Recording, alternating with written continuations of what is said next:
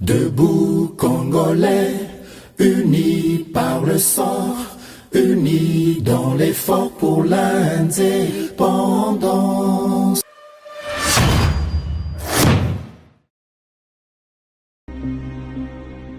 Il n'est pas question ici de dialogue politique avec ce groupe. Je le dis et je tiens à le préciser, il n'en sera jamais question.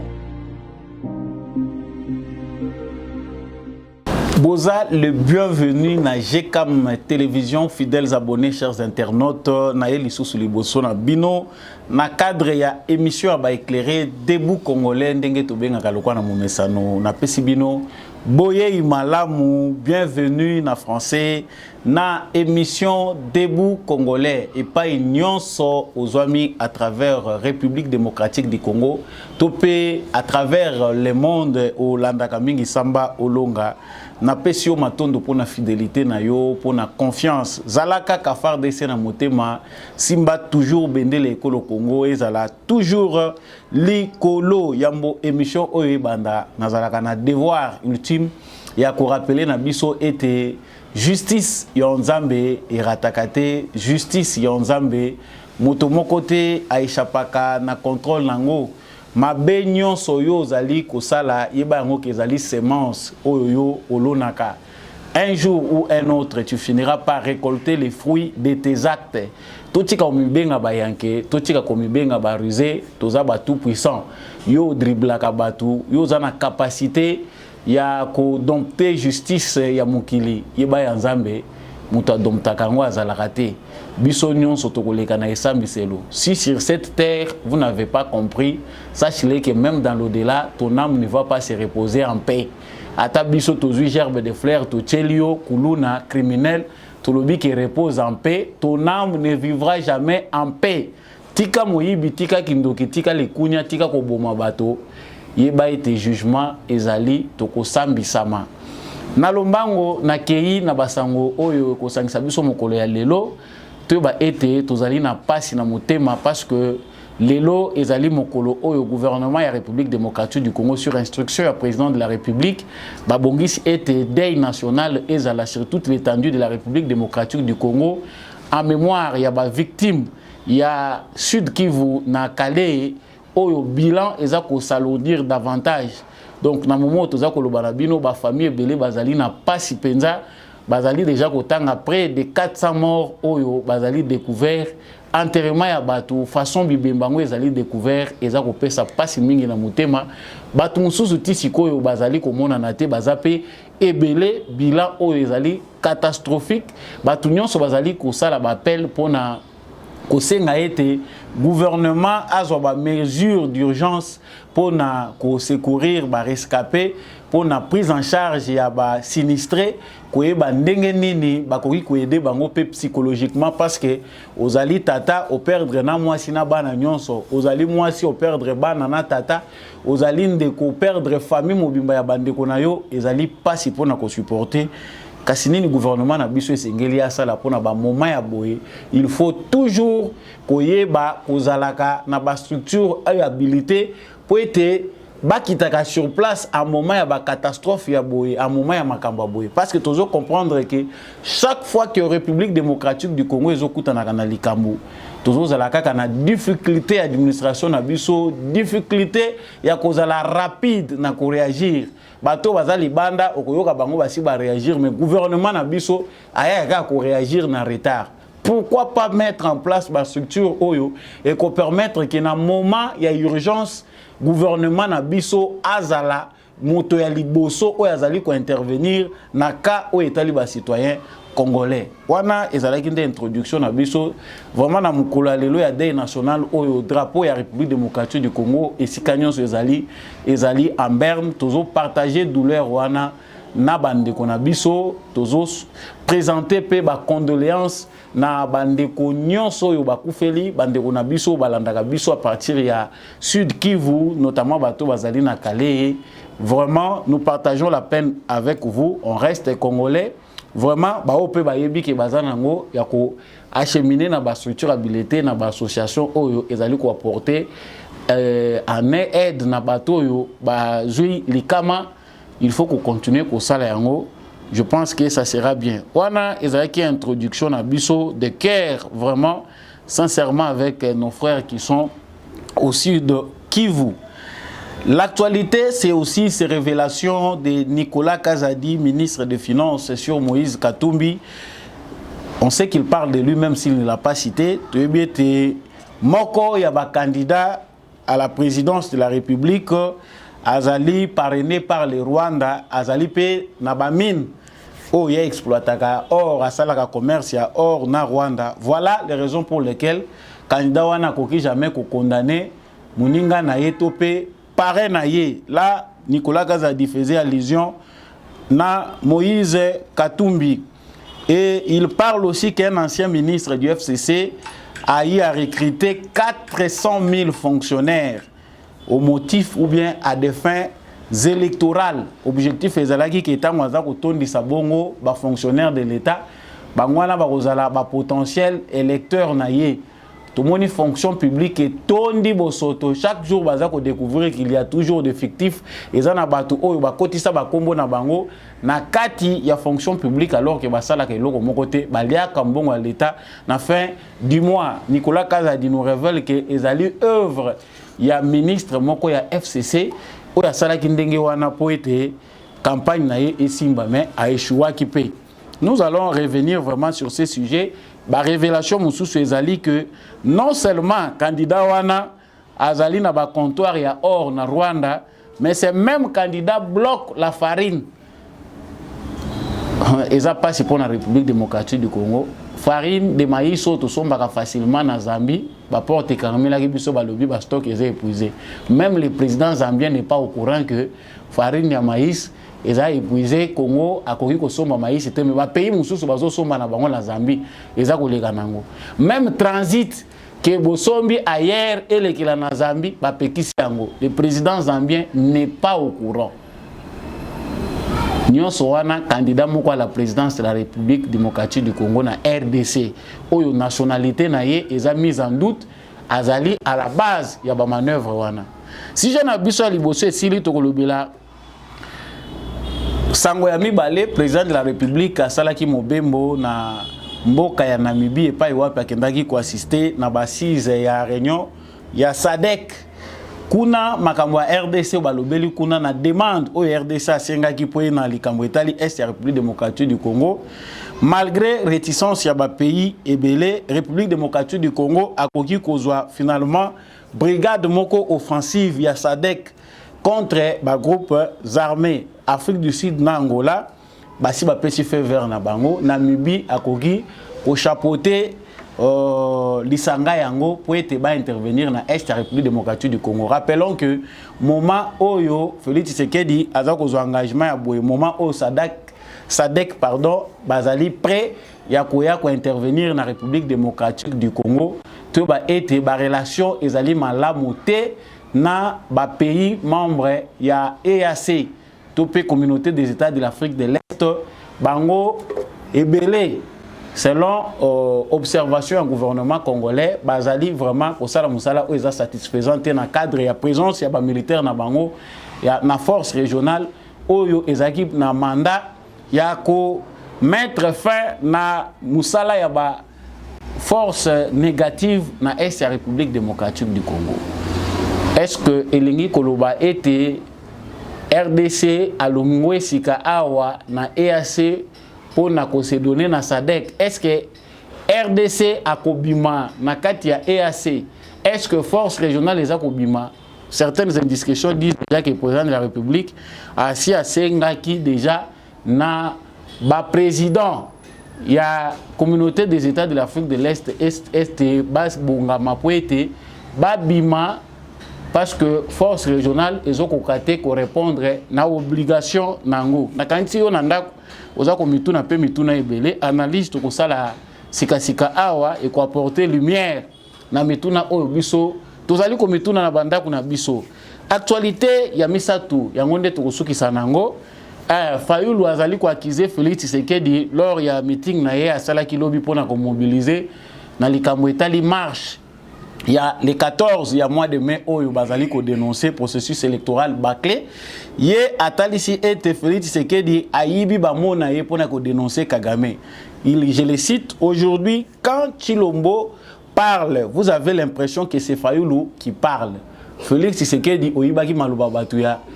Martin Fayoulou, il y a déjà na katia ko revendiquer ça le sous vérité des urnes, mais même à propos, il y a président Eli Martin Fayoulou. Ezali extorqué na Félix Tshisekedi. Il déplore aussi les comportements de certains politiciens voleurs qui ont été envoyés en prison pour détournement de fonds, qui sont maintenant dehors, sortis, mais qui, au lieu de faire profil bas, ces politiciens font la grosse tête, Donc, les politiciens miyibi, oyo, yiba kimbongo l'État, bakangaki bango, se retrouver babimi, bazape kocha minoko. Martin Fayoulou azali ko déplorer comportement wana et plus loin encore yé azako talisaki yé mokonzi ya République démocratique du Congo topé yé kino ko kufa avant ya kufa longona mabelo yo Congo ekobonga wana to yebite Congo ekobonga avec yé ou sans yé. C'est dans cette émission que vous aurez les analyses, les décryptages de toutes ces informations que je viens de vous proposer. Merci à vous d'avoir choisi GCAM Télévision. Namungongo liboso na bino awa mwana mboka Samba Olonga nalobaka toujours que mokileza balance. Ceux qui osent abonner à la chaîne OT, il faut s'abonner pour ne jamais manquer notre actualité. Laissez-nous un commentaire depuis Ville Nini Ozali.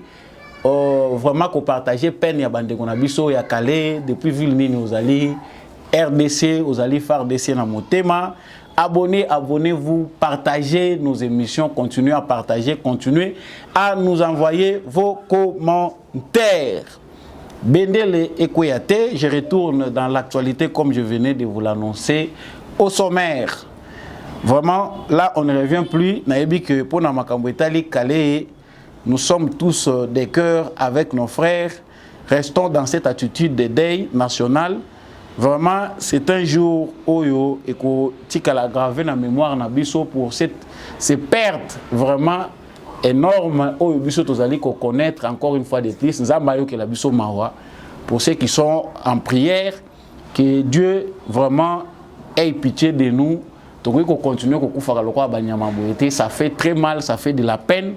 L'actualité de la République démocratique du Congo nous laisse des fois sans voix. Pourquoi les questions qu'on se pose sur les Kébélés, on perd des fois.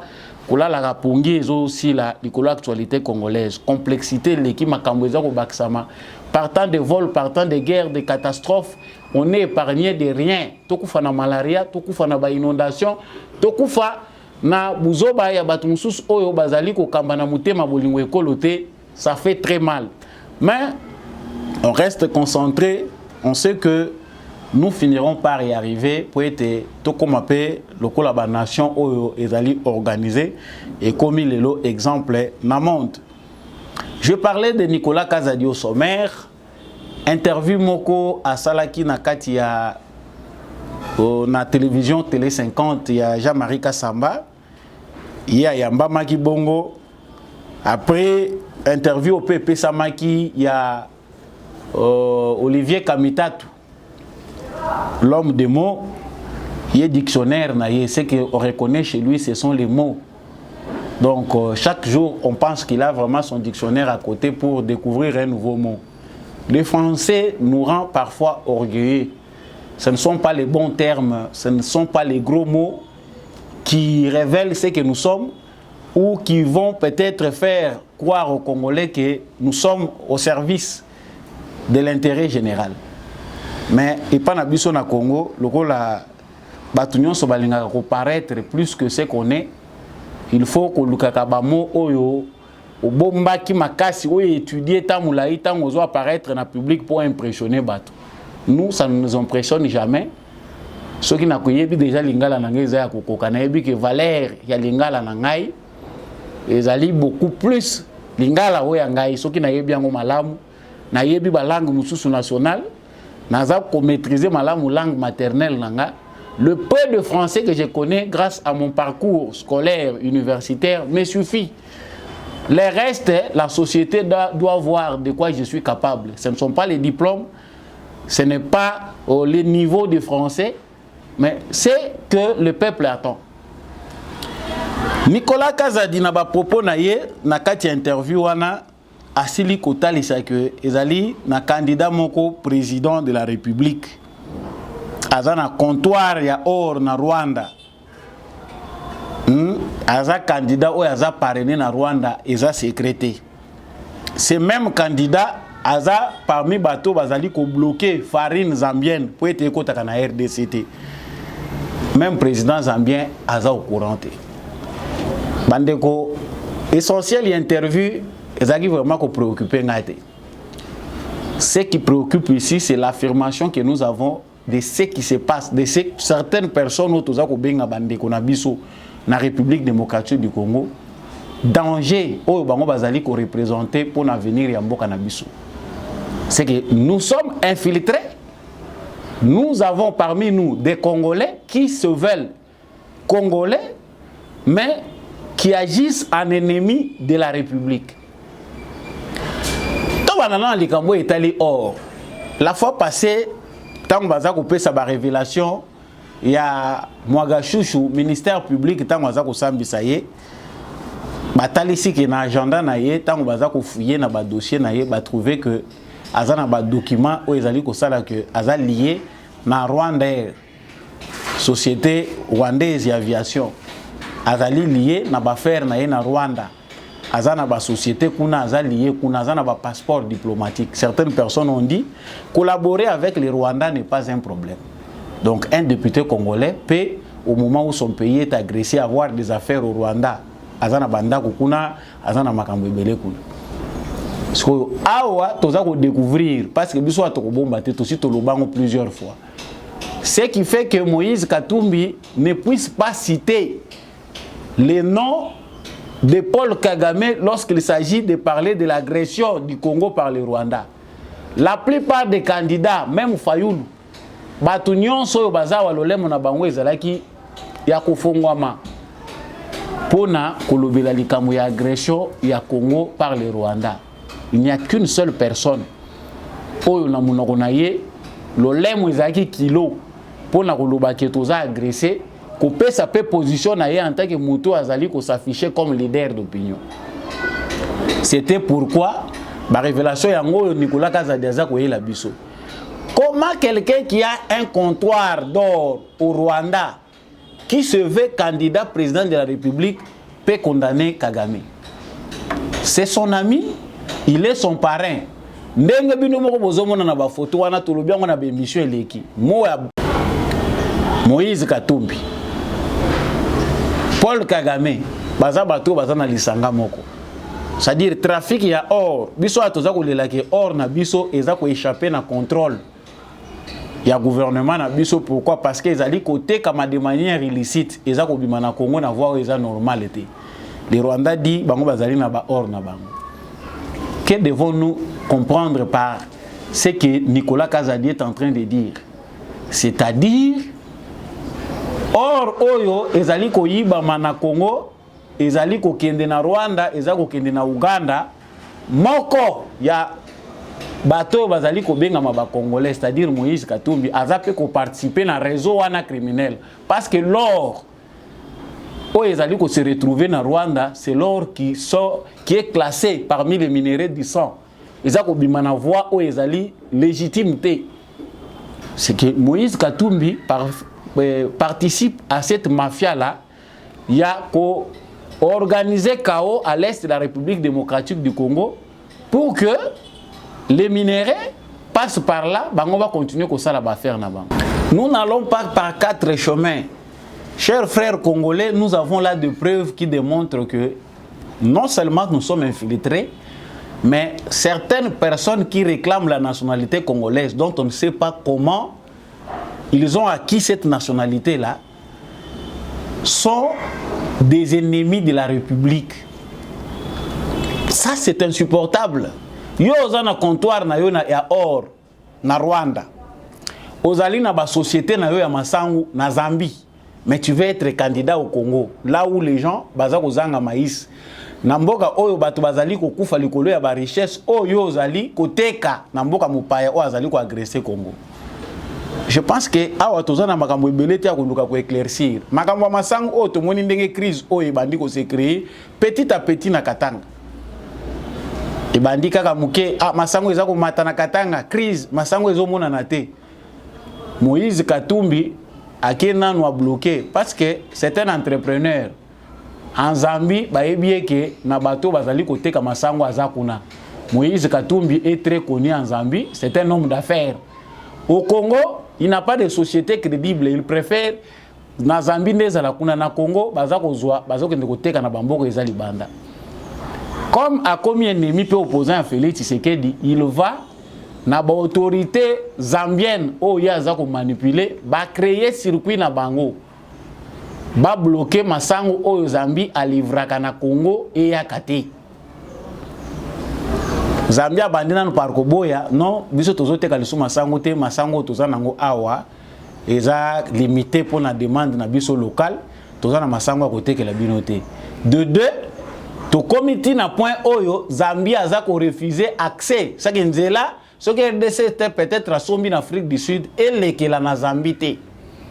Quand on pose la question au président zambien, il dit non, je ne suis pas informé. On ne sait pas si c'est vrai qu'il n'est pas informé, mais ce qu'on comprend, c'est un complot pour déstabiliser la République démocratique du Congo. Zambie wana tozoloba. Maintes fois, l'année 2020, la Zambie a envahi un de nos villages. Ils ont toujours sur complicité. Wana John Numbi azana na Katanga. Bazali bavani na Katanga baza ko créer ba makambo nyonso bazo créer pour objectif déstabiliser. Mais nous ici toyambi awa candidat et ensemble président et ensemble pour la République aye baza ko préparer marche na bango ya opposition oyo bazali ko revendiquer que processus électoral est comme crédible na ba biloko nyonso bango baza ko luka.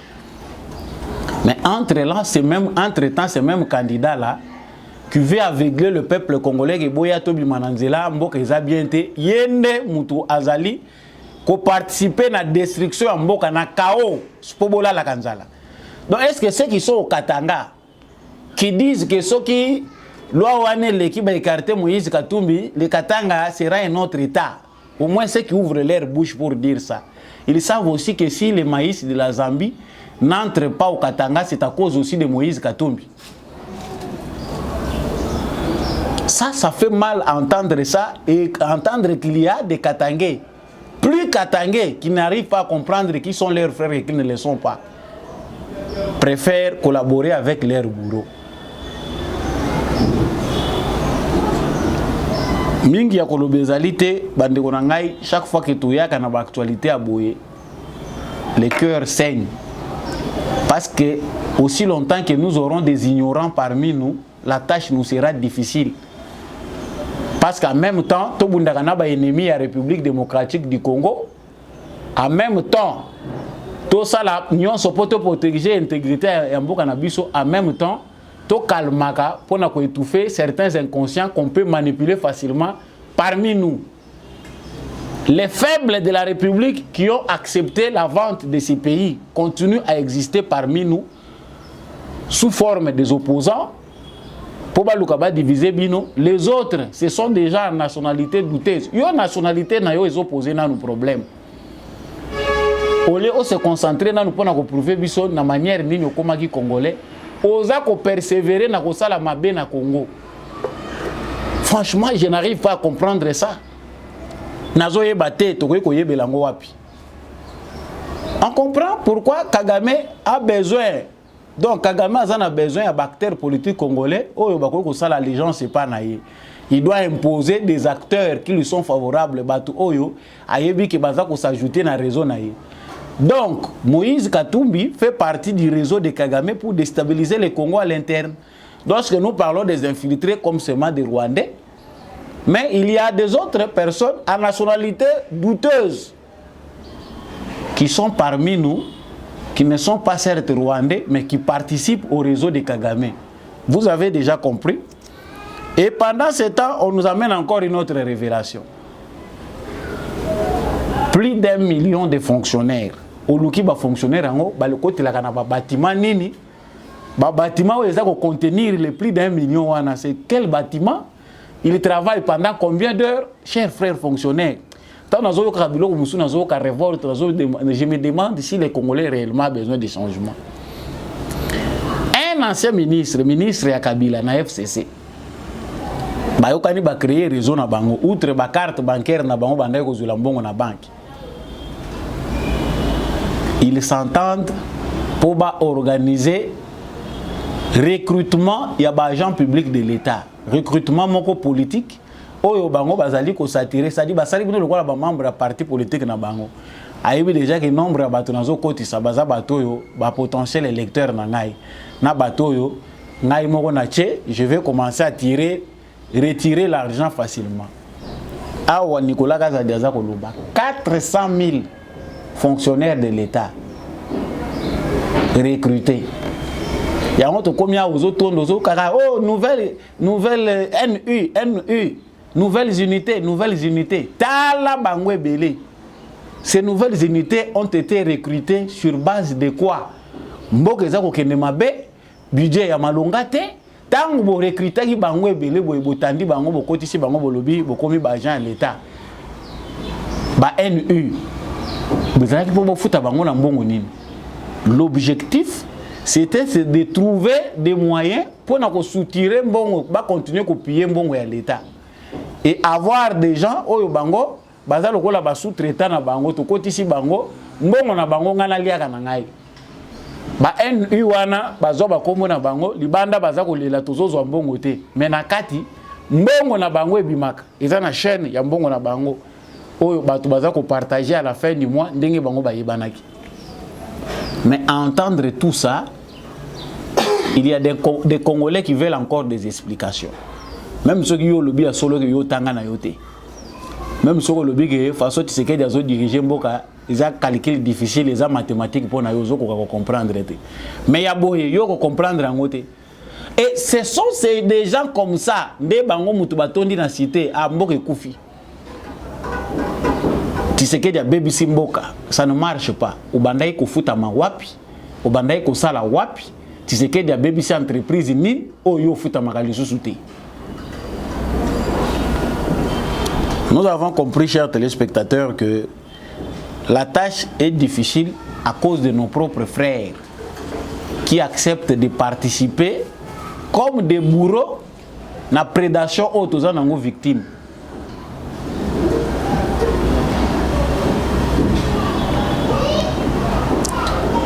Malgré les réticences de certains pays, la République démocratique du Congo pourrait finalement décrocher l'envoi d'une brigade offensive de la SADC contre les groupes armés. Ndenge na lobaki ngona sommaire awa Angola, Afrique du Sud, Namibie, bango baza déjà d'accord balobi. En tout cas, il faut kende couvrir RDC président congolais. Bango baza prêt ya routine la force. Ah tout ça ko yoka balobi brigade offensive. Na ebité ba politicien balinga ko sakana na biso pona nini. Bamo ndenge naza kotanga ngo brigade offensive. Bien que communiquer na bango, je pense que na ba prochaine émission tozongela ngo pona kolobela communiquer na bango. Je pense que là communiquer na bango déjà ezibimi déjà. Force régionale et la communauté des États de l'Afrique de l'Est étant un peu bayaki. Mission au biso toyokaki. To éviter jusque là ce qui m'a toy na biso to tchaka ba coton. Pour te comprendre makambalo bakate. La mission était offensive. La douleur que nous avons aujourd'hui, nous peuple congolais qui avons refusé que tolingi comme on a force et assez awate. C'est de constater que makambo biso tolobaki yango eza ko salema sur le terrain. Bato yo bayaki awa baza juge et parti. Donc après plus de 6 mois oyo bango baye awa na mandat na bango, il se comporte en touriste et en complice. Il y a un mouvement rebelle. La conclusion est que le gouvernement congolais ne partage pas aujourd'hui les mêmes avis que l'avis que la communauté des États de l'Afrique de l'Est émet sur le bilan de la force régionale. La force régionale a déjà fait quelque chose. Ils sont déjà à 80% de manière positive. Baza déjà basali musala na bango. Ça c'est le communiqué. Il y a EAC. Non, il y a des avancées. Mais sur le terrain, la RDC note que rien n'est fait. Au contraire, la situation s'est empirée. Donc, force régionale, ils allaient détourner le président ou bazali mal intentionné parce que bazali ko s'allier na Kagame, na politique à Kagame qui va continuer à exploiter RDC. Loin de là, l'idée pour Nabiso ko banda ko incriminer Tshisekedi a commis une erreur de prendre RDC ko côté sango na kati. Mais devant le monde entier, au moins Makoboko et Tshisekedi de Sokwami, nos voisins sont malhonnêtes et de mauvaise foi. Malgré volonté à Tshisekedi, ils appellent naïveté. Un démocrate est différent d'un dictateur. Pour ceux qui Tshisekedi a yakiawa, à l'obito somba mindu qui tobandi guerre na Rwanda, ça allait être autrement. Mais tout le monde dit que Tshisekedi a une procédure moro pacifique et l'obipe Nicolas Kazadiawa que et ali façon ya kolakisa toza ba frère na proposer aux solutions ya kimia pour to kotika la les Rwandais resteront toujours éternellement nos frères ba ko déplacer frontière Rwanda. Mais les voisins de la RDC va comprendre yango te. Chose pire, réunion au esalami na Bujumbura, président Kenya Akimi, Kagame Akimi. Président Yael Maurice. Pardon, il y a Comores, il y a île Comores. À l'obi, il y a Satanda qui est Kagame Goya, président Kenya Goya, président Kenya s'est excusé à Yété, Kagame a Yété. Ils sont déjà complices pour la conclusion. La conclusion que nous avons, c'est ce que tout le monde attend. Il n'y a plus de démarche à faire là-dessus parce que pour la démarche. Yakobimana EAC, la démarche c'est celle de sortir de l'EAC. Mais pour Namakambo Italie, force régionale, ce qui ba mandat, ils ont 6 mois. Ce qui tout le monde est clarté, en tout cas, il faut que nous dans les coulisses, on nous dit déjà que le président de la République a signé na bango apesi bango que Bassala dans 3 mois va dégager. Et c'est ce que le peuple congolais attend. Mais oyo ezali kolobama na SADC attente ya batu nyonso oyo ezaki force ya SADC wana ezali vraiment souhaité par la plupart des Congolais que l'Angola soki eza wana Afrique du Sud surtout mingi l'Angola tokomona que makambo ekosila. C'est vrai. Vision toza nango, lecture toza nango eza malamu. Mais ngana sala ka lecture wana avec prudence. Tango tozali ko souhaiter pe SADC ya balobi bien bakoko ya na mandat offensif pour ba aider biso et longo na ba FARDC na biso to mettre fin na ba mouvement rebelle ou na ba terroriste tozana bango na sol na biso. Mais si nous-mêmes nous ne sommes pas organisés, éveillés, keba les mêmes bêtises peuvent se répéter. Tozana mokili oyo bato bolingo ezali susu te, il n'y a que les intérêts. Nazo et debino pour nazo nini beaucoup pesa nini. Nous ne pensons pas que ndenge tozako sala ba edaki biso na période ya musée comme même si c'était pour un autre contexte muza bengaka bango Angola edaka biso nani edaka biso. Ce n'est pas comme ça au félé. Ezalaka au félé te. Ezalaka au félé te. Kaka bango wana ba edaye bango wana mutu ba ya ko kuluwe lisusu. Likolo ba amitié. Ezalaka au félé te azana ba concession après ça bango pour obtenir leur aide.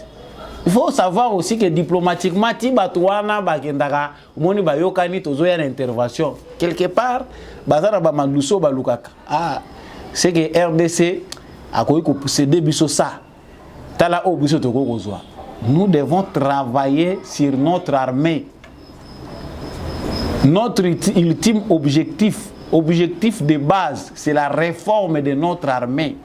armée na biso soki kokoma na 300 000 hommes, 500 000 hommes, c'est très important pour la défense de notre République. Pour attaquer bengi ba nation étrangère parce que ça fait partie aussi de la solution. Mais si nous-mêmes nous allons réfléchir à l'antiquité, nous allons kanisa que oh biso tous capable de faire ba ningande ba kosala la biso ango tozonga kasi. En tout cas, la mesure est très saluée. Et il y a des opposants. Oh, on va réfléchir, ça qui va raisonner, en tout cas, il faut aller vers la SADC. C'était une erreur d'aller dans EAC et pas qu'on a bango mingi baza anglophone, mingi ba yebani, bango pende mutu baza complice na mambo est, baza ko tirer ba dividende. Ah, recommandation utaki wapi. Chacun fait sa lecture à sa manière. Donc, retenons que l'EAC a déjà la porte ya kobima pour SADC aya kokota. EAC pays wana Diembeli, président Oya Biseka Seka ya Kenya, azo Diembela. Donc il est dans le même avion que Kagame. Pour lui, il pense qu'il y a Tshisekedi. On n'a rien à voir avec lui. Biso faut tout évoluer na biso. Mutabata mieux alekio mayele. Sango ya suka na lobaki to kosuki sawa na yoki posa koseka parce que mboko yo ata bozana mawa me bosuka kana koseka. Donc na lobaki penda ke nazo yoka posa koseka parce que plus tozo la muka mboko yo etondi humour etondi théâtre. C'est comme si le théâtre et l'humour est dans le sang des Congolais jusqu'à tel point que certains politiciens pour appeler sa message comme na ba Congolais il faut utiliser langage moko théâtral. Pour et comment. Mais quelque part, ça semble être aussi une bêtise parce que les choses sérieuses ne passent pas comme ça. Et comme jusqu'à tel point que même Batouba Koufi ont obligé au côté de sa théâtre pour opérer sa information. Ce n'est pas comme ça que les choses sérieuses se font. Tout ça, tout ça très jovial, tout ça très accueillant. Nous avons la joie de vivre. Nous aimons beaucoup l'humour. Congolais n'y sont pas Congolais n'y sont pas pour la plupart. Fayoulou, tant que que Martin Fayoulou a kende poison à Fayoulou ya zalaki batumsu baza ko ndima na bango te. Fayoulou lobby akendaki na Selembao ake ko mobiliser pour na marche ya mokolo le 14. Ba photo na bozo mona wana ezali ba photo ya Martin na kati ya Selembao na mutuka azo mobiliser bato pour bakende na marche. Vous pouvez vous-même déjà voir ce qui s'était passé réellement avant que nous soyons sa place au Yasukisi. Je vous laisse d'abord suivre cette vidéo. Voilà dans la vidéo on a ambiance ya Fayoulou ndenge les gars qui puis tozongi pour na analyse na commentaire.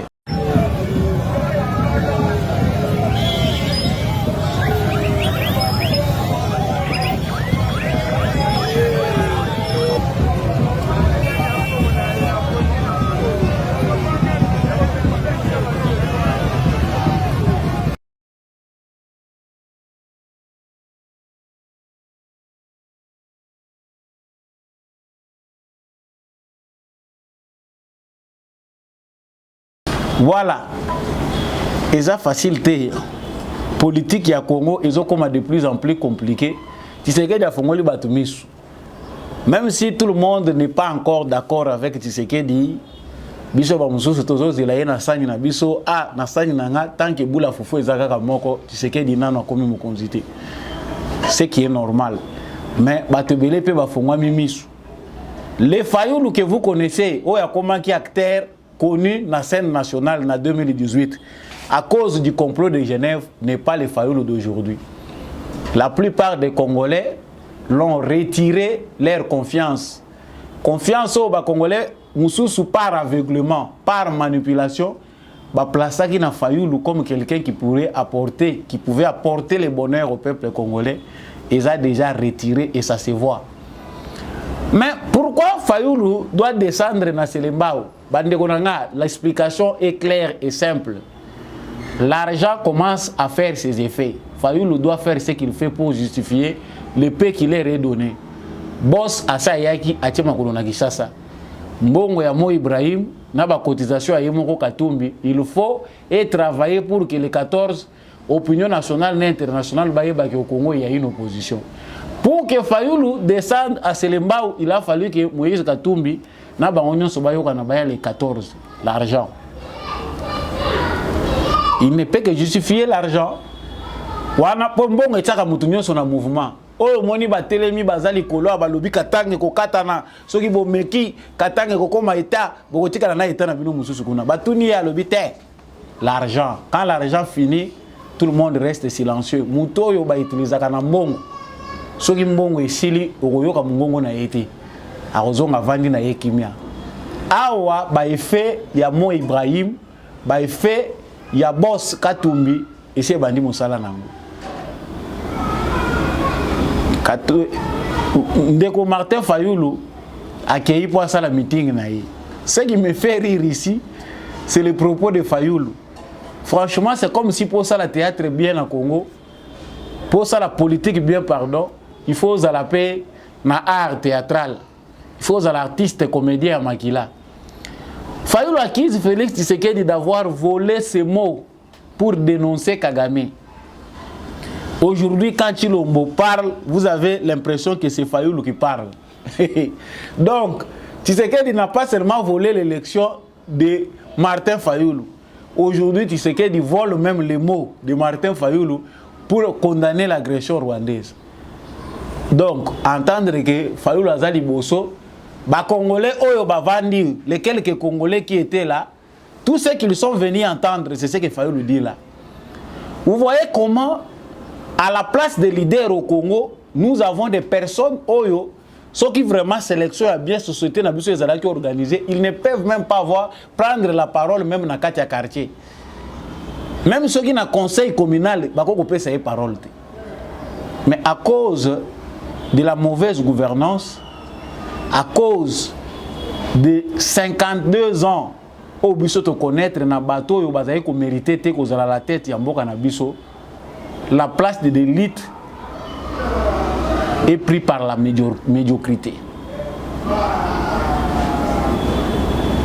Fayulu alobi Tshisekedi ayibi pe ba mona ngai abandai ko attaquer Kagame te. Siko lokola moni ngai nakomi ko critiquer Kagame, nazo attaquer Kagame, yango ba mona ngai komi ko servir. Mais on comprend que défendre est facile, mais défense est si Sakamutu Maël.